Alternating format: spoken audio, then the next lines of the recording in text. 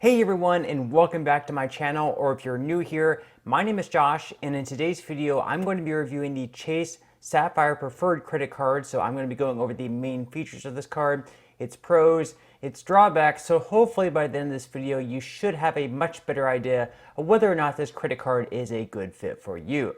Now, before I go ahead and dive into the main features of this card, if you wouldn't mind helping me out real quickly by just giving this video a like, that just helps out with the good old YouTube algorithm, and also consider subscribing to my channel if you have not already.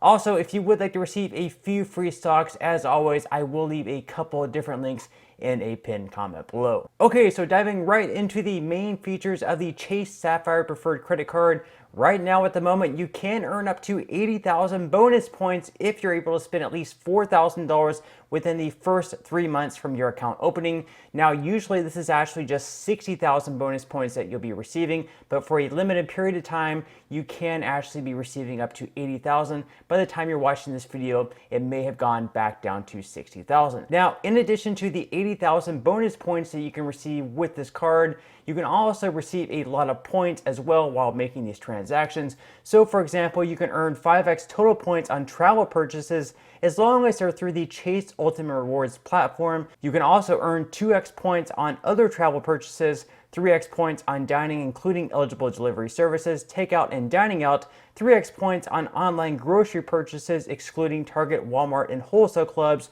3x points on select streaming services, and then on all other transactions, you can earn 1 point per dollar spent. Now, as far as redeeming all these points that you acquire, you have multiple different avenues in redeeming them. So for example, you can have them applied to your bill, you can redeem them for a gift card, you can pay for merchandise, or perhaps you can redeem them in the most popular method, which is through the Chase portal, where they're going to be worth 25% more whenever you use them towards travel, airfare, or anything like that. Now, in addition to that, with the Chase Sapphire Preferred card, you also have a lot of benefits with their partners. So for example, you can earn 5x points on Lyft rides through March 31st of 2025. You're also given an Instacart Plus subscription, a DoorDash subscription, and a $10 monthly statement credit from GoPuff. Moreover, for each anniversary year of having this credit card, you can earn up to $50 in statement credits for hotel stays as long as you purchase it through the Chase Ultimate Rewards platform. And of course, speaking of the Chase Ultimate Rewards platform, you can get 25% more value when redeemed for travel, like I mentioned before. So for example, 80,000 points are worth $1,000 towards travel when you redeem them through the Chase Ultimate Rewards platform. Not only that, but each anniversary year, you'll earn bonus points equal to 10% of your total purchases made the previous year. This means if you spend $25,000 in purchases, you'll get 2,500 bonus points. Speaking of travel, if you do happen to travel abroad with this credit card, this is definitely one that you can take with you because there are no foreign transaction fees. Now, this credit card actually has a lot of other benefits for travel as well. So with this card, you'll be receiving trip cancellation insurance. So if your trip is canceled or cut short by sickness, severe weather, and other covered situations, you can be reimbursed up to $10,000 per person and $20,000 per trip for your prepaid non-refundable travel expenses, including passenger fares, tours, and hotels. You'll also be receiving auto rental collision damage waiver, purchase protection, and extended warranty protection as well. To top all of that off, you'll also be receiving baggage delay insurance, trip delay reimbursement, and travel and emergency assistance services. Now, if you're currently a member of another frequent travel program such as Southwest or JetBlue, you can actually transfer your points from Chase over to one of these on a 1-to-1 point basis. So that's another pretty good perk of this card as well. Okay, so now that we went over the main features of the Chase Sapphire Preferred credit card, I'm now going to go ahead and go into the APR and fees of this card because,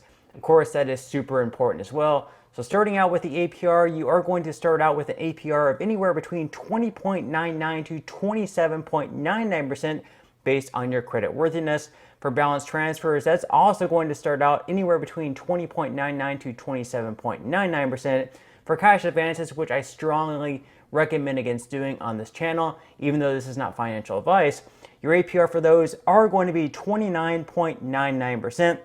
Plus, there's going to be a fee of either $10 or 5% of the amount of each transaction, whichever is greater. And then for balance transfers, there's also going to be a fee of either $5 or 5% of the amount of each transfer, whichever happens to be greater. Now, as far as other fees with this credit card goes, if you happen to pay late or have a return payment, there is going to be a fee of up to $40.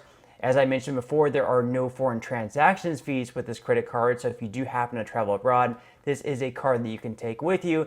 Now, there's also another larger fee that you will have on an annual basis with this credit card. That is the annual fee, which is $95, and by most accounts, this is a fee that cannot be waived. Even if you do call in, you can always try, but a lot of users do report that Chase usually does not waive this fee. Okay, so now that I went over the main features, the APR and fees of the Chase Sapphire Preferred credit card, I'm now going to go into what I would consider to be the biggest pros and cons of this card. So we're going to start out with the good things with this card. The first good thing, of course, is the 80,000 bonus points that you can earn as long as you're able to spend at least $4,000 within the first 3 months.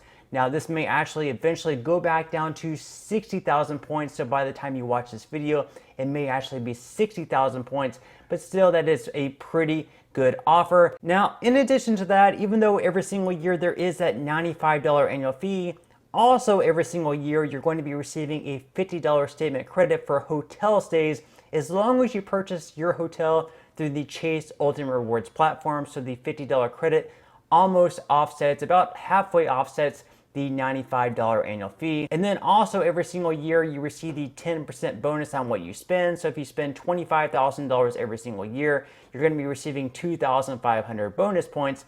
And then finally, there is no foreign transaction fee with this credit card. So if you do happen to travel abroad, this is a card that you can definitely take with you. Now, at this point, I'm going to go ahead and jump into the drawbacks of this credit card. So starting out, the first drawback is the fact that yes, there is that $95 annual fee, and usually it is not waivable. And secondly, in order to be accepted for this credit card, it does require a credit score of anywhere between good to excellent. Of course, they do look into other criteria when deciding whether or not you're accepted or declined. So it's possible that you could have a good to excellent credit score and still be declined if you applied for too many credit cards in the past or something like that. But to go ahead and sum up this video, yes, I would definitely recommend this credit card, especially for those of you who do travel a lot. If you travel at least once or twice every single year, more than likely you're going to be able to use it enough to get all the benefits for it.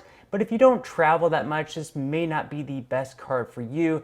But if you do travel, like I said, at least once or twice per year, this would be a pretty good card to go ahead and apply for. And if you are accepted, you should get some pretty good benefits out of it. But that's all I have for this card review. I definitely hope that you found value out of it. If you did, again, I would greatly appreciate if you could give this video a like. Consider subscribing to my channel if you have not already, and I will see you in the next video.